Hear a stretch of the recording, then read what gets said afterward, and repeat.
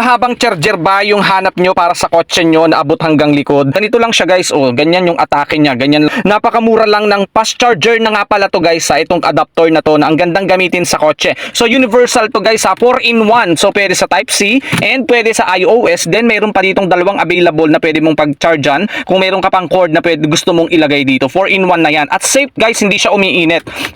Low temperature lang talaga to. Ganito lang siya guys, oh, ganyan yung atake niya, ganyan lang siya kadali. So ipa-plug mo lang siya dito, ayan, lalagay mo lang siya dyan, then magagamit mo na siyang pang chargers, di ba? Sobrang mura lang nito guys, sulit na sulit kayo, pahila-hila ka lang makakapag-charge ka na. Magandang quality ng material na ginamit dito guys, eto siya, makapal yung material na to, hindi siya yung napuputol, hindi siya yung nagkakaroon ng sira dito, napakaganda ng quality ng material, makapal talaga siya, at eto, sobrang bilis gamitin sa pag-charge kapag nasa kotse ka. So kaya kapag lobat ka, wala ka ng problema, may magagamit ka na sa kotse mo, di ba? Sobrang mura lang ng charger na to. 4-in-1 na yan guys, ha? Pwede yan sa iOS, Type C, ayan, 800 mAh yan guys, 120 watts long term charging without getting hot. Low temperature is safer. Kaya kung ako sa inyo guys, naghahanap kayo ng magandang charger, aba, ano pang hinihintay nyo? Go check out na!